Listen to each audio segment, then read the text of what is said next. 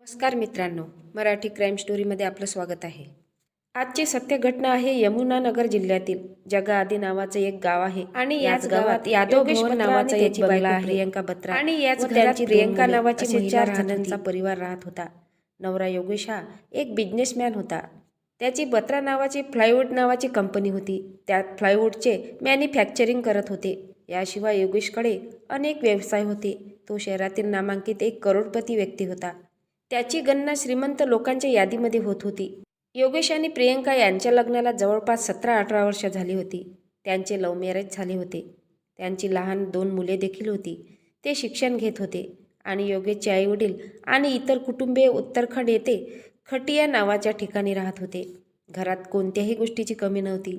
भरपूर पैसा, प्रॉपर्टी, मालमत्ता, सुखी कुटुंब, सर्व काही सुखी जीवन सुरू होतं, आनंदात सुरू होतं.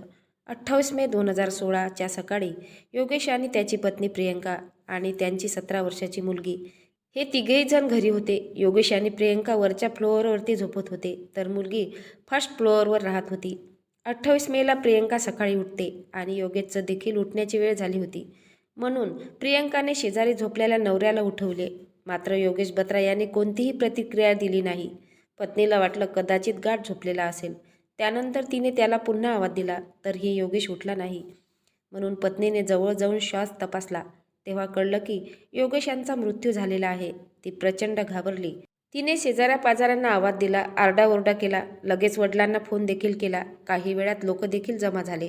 मात्र योगेशला काय झालं हे कोणालाही समजलं नव्हतं. प्रियंकाने सांगितले की काल रात्री योगेश याला अचानक घबराट होऊ लागली होती.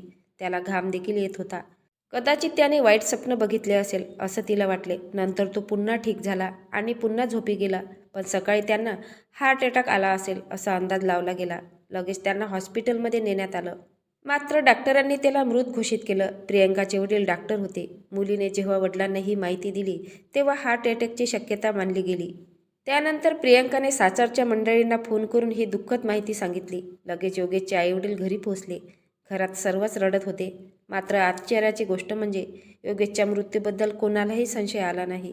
सर्वांना वाटले हार्ट अटॅकमुळेच मृत्यू झालेला आहे. प्रियंकाचे आईवडील डॉक्टर असल्यामुळे योगेशचे आईवडील यांना वाटले आपल्या मुलाचा मृत्यू हार्ट अटॅकनेच झाला असावा. कोणालाही वाटले नाही की योगेश यांचा पोस्टमॉर्टम करून घ्यावा. त्यांचा अंतिम संस्कार देखील करण्यात आले. मुलाच्या मृत्यूमुळे योगेशचे आईवडील यमुनानगरमध्ये मुलांच्या घरीच थांबले. त्यांनी विचार केला की आपली सून प्रियंका ही एकटी पडली आहे. या दुःखद काळात तिच्यासोबत आपण राहणे गरजेचे आहे. म्हणून ते त्या ठिकाणी राहिले. प्रियंका पतीच्या निधनामुळे खूप दुःखी झाली होती. असे दिवस जात होते. काही महिने निघून गेले. मात्र योगेश यांचे आईवडील अजूनही विश्वास ठेवू शकत नव्हते की त्यांचा मुलगा या जगात नाही. मात्र आईला या घटनेचा खूप मोठा धक्का बसला होता. तिला आपल्या मुलाबद्दल विचित्र स्वप्न पडू लागली होती. आईने नंतर मीडियासमोर देखील सांगितले की तिचा मुलगा मदतीसाठी हाक मारत आहे. तो म्हणत होता, गुंड मला मारत आहे, मला वाचवा. सुरुवातीला अशा प्रकारची स्वप्न दिसल्यामुळे तिने सर्व कुटुंबाला देखील सांगितले. त्यावेळी त्यांनी तिला समजावून सांगितले, तू त्याची आई आहे. मुलगा गेल्यामुळे तुला मोठा धक्का बसला आहे. त्याच गोष्टी तुझ्या मनात फिरत आहे म्हणून तुला अशी स्वप्ने पडत आहे. आणि योगेशचे वडील देखील समजत होते की मुलाचा मृत्यू हा हार्ट अटॅकनेच झालेला आहे. आई त्यांनाही स्वप्नाबद्दल सांगायची. मात्र तेही तिला समजावत होते. मात्र आता प्रकरण इथे थांबत नाही आणि हळूहळू वडिलांच्या मनात देखील संशय येऊ लागला होता. त्यांच्या मनात देखील मुलांच्या मृत्यूबद्दल शंका निर्माण होऊ लागली होती. त्यांनी बारकाईने विचार सुरू केला. आपल्या मुलाला हार्ट अटॅक येण्याचे कारण तरी काय असू शकते? योगेश याचे वय फक्त 42 वर्षाचे होते. तो पूर्णपणे तंदुरुस्त होता, हट्टाकट्टा होता. त्याला कोणत्याही प्रकारचा आजार नव्हता. तो कोणतीही औषधे घेत नव्हता. यापूर्वी देखील हृदयाविषयी कोणत्याही समस्या त्याला नव्हती. मग मुलाला हार्ट अटॅक येण्याचं कोणतंही कारण नव्हतं. असा विचार करत जून महिना निघून जातो. त्यानंतर योगेशचे आईवडील चर्चा करून जगाधरी पोलीस स्टेशनमध्ये गेले. त्यांनी संपूर्ण घटना पोलिसांना सांगितली. त्यांचा मृत्यू नसून काहीतरी त्यांच्यासोबत घडलं आहे. पोलिसांनी ही गोष्ट त्यांना पोस्टमॉर्टमबद्दल विचारले. मात्र पोस्टमॉर्टम केलेला नव्हता आणि मृतदेह देखील नव्हता, कारण त्यांचा अंत्यसंस्कार आधीच करण्यात आलेला होता. आता पोलिसांना प्रश्न पडला, योगेशचा मृत्यू हा नैसर्गिक आहे की घातपात झाला आहे? पोलिसांनी वडिलांना दिलासा दिला आणि त्यांनी म्हटले, ठीक आहे, आम्ही काहीतरी करतो. पण अधिकाऱ्यांना वाटले मुलांच्या मृत्यूमुळे यांना खूप मोठा धक्का बसला आहे. त्यामुळे ती मुलाचं सत्य स्वीकारू शकत नाही. तक्रार नोंदवली, मात्र कोणतेही ठोस पुरावे नव्हते. फक्त ही केस नावापुरतीच राहिली. वडील वारंवार पोलीस स्टेशनला चक्रा मारत राहिले, मात्र प्रकरण थंड पडले होते. आता वडिलांना समजले, पोलीसकडून काही होणार नाही, त्यामुळे स्वतःच काहीतरी करावे लागेल. कोणाची तरी मदत घ्यावी लागेल. वडिलांना माहिती होते, काही खाजगी प्रायव्हेट डिटेक्टिव्ह असतात, जे पोलिसांसारखी चौकशी करतात. जरी त्यांच्याकडे पोलिसांसारखी कायद्याची ताकद नसते, तरीही पैसे घेऊन आपल्या स्तरावर कार्य करतात आणि सत्य शोधण्याचा प्रयत्न करतात. आता अशा खाजगी गुप्तहेरांचा शोध घ्यायला सुरुवात केली. काही दिवसांनंतर त्यांना एक डिटेक्टिव्ह एजन्सी मिळाली. योगेशच्या वडिलांनी या एजन्सीला योगेशच्या मृत्यूमागची सत्यता शोधण्यासाठी सांगितलं. आता त्यांनी गुप्तपणे चौकशी सुरू केली. योगेशच्या जीवनातील प्रत्येक तपशीलचा शोध घेण्यात आला. योगेश बत्राच्या कॉलेज काळामध्ये प्रियंकासोबत योगेशची कशी भेट झाली होती. प्रियंका ही ब्युटी कॉन्टेस्टमध्ये मिस खलिसा आणि मिस दिल्ली देखील झालेली होती. आणि त्यानंतर घरच्यांच्या संमतीने योगेश आणि प्रियंकाचं लग्न झालं आणि काही काळानंतर त्यांना 2 मुले देखील झाली. सगळं काही सुरळीत सुरू होतं आणि गुप्त माहिती आणखी त्यांना कळली की मुलांच्या मृत्यूनंतर काही दिवस प्रियंका दुःखी दिसली, पण त्यानंतर तिने योगेशचा व्यवसाय सांभाळायला सुरुवात केली. पुन्हा आधीसारखीच ती नॉर्मल झाली. तिने मुलांना डेहराडूनला शिक्षणासाठी पाठवले. मुले डेहराडूनच्या वल्लभ येथे शिकत होते. आई वडिलांनी गुप्तहेरांना विनंती केली की तुम्ही गुप्त तपासणी करा. याबद्दल सुनेला काही माहीत होता कामा नये, कारण आता प्रियंकाच्या वागण्यात बदल दिसू लागले होते. तरी सासू सासऱ्यांसोबत असं वागत होती जणू ते परके झाले होते. तिने योगेशचा व्यवसाय देखील आपल्या नावावर करून घेतला होता. योगेशच्या मृत्यूनंतर आईवडील स्वतः ते व्यवसाय हातात घेणार होते, पण ते म्हातारे झाले होते. शेवटी प्रियंका आणि तिच्या मुलांचा होणार होता. तरीही प्रियंकाने घाईघाईत सर्व कागदपत्रांची प्रक्रिया करून व्यवसाय आपल्या नावावर करून घेतला. ती घरात आनंदात राहत होती. आईवडिलांना तिच्या हसण्याचे आवाज ऐकू येत होते. ती जेव्हा फोनवर कोणाशी तरी बोलत होती तेव्हा असे वाटत होते की नवऱ्याला पूर्णपणे विसरली आहे. 2 महिने झाले होते पतीला जाण्यास, मात्र तिच्या आयुष्यात आनंद परत आल्यासारखे वाटत होते. आणि तिने लगेच जिम देखील जॉईन केलेली होती. यामुळे आता हे प्रकरण वेगळेच वाटू लागलं होतं. गुप्तहेरांनी आता प्रियंकावर नजर ठेवायला सुरुवात केली. जुलै महिना सुरू झाला होता. जुलै महिन्यात प्रियंका ही चंदीगडला जाते. गुप्तहेर तिचा पाठलाग करत तेथे पोहोचतात. त्या ठिकाणी प्रियंकाने जोरदार पार्टी केली होती. डान्स देखील केलेला होता. त्या ठिकाणी आई व मुलगी दोघीही आनंदात दिसत होत्या. आता 2 महिन्यापूर्वी योगेशचा मृत्यू झालेला होता, पण दोघी इथे पार्टी का करत होत्या? या पार्टीमध्ये प्रियंकासोबत एक पुरुष देखील दिसत होता. आता हा व्यक्ती कोण असेल याचा प्रश्न गुन्हेगारांना पडला.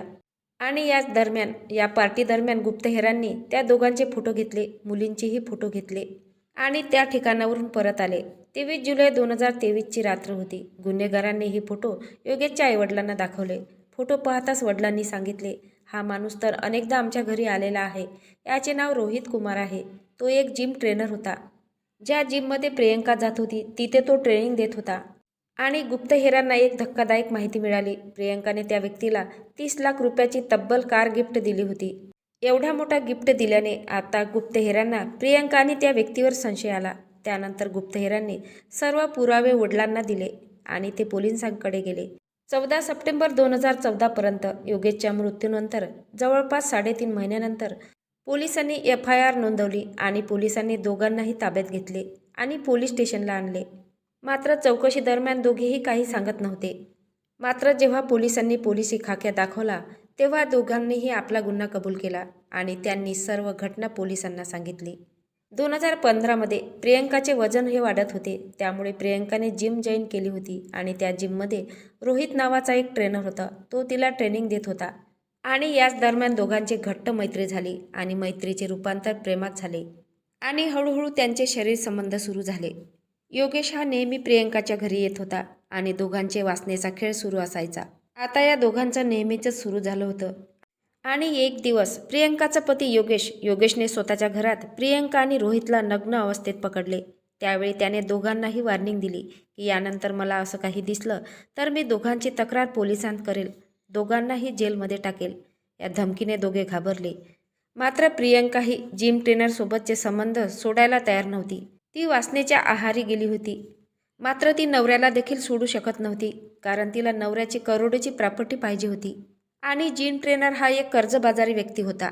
त्यामुळे प्रियंका आणि रोहित या दोघांनी रोहितचा काटा काढायचा प्लॅन सुरू केला. 17 मेच्या रात्री संपूर्ण प्लॅन केला. प्रियंका इनोवा गाडीतून रेल्वे स्टेशनवर पोचली. तिथून तिने सोनू आणि सतीशला पिक केलं. रोहितही येऊन गाडीत बसला आणि गाडीत प्रियंकाची 16 वर्षाची मुलगी देखील होती. त्यानंतर सर्वजण घरी गेले. घरी गेल्यानंतर मुलगी आणि प्रियंका आत गेले आणि तिघे गाडीतच थांबले.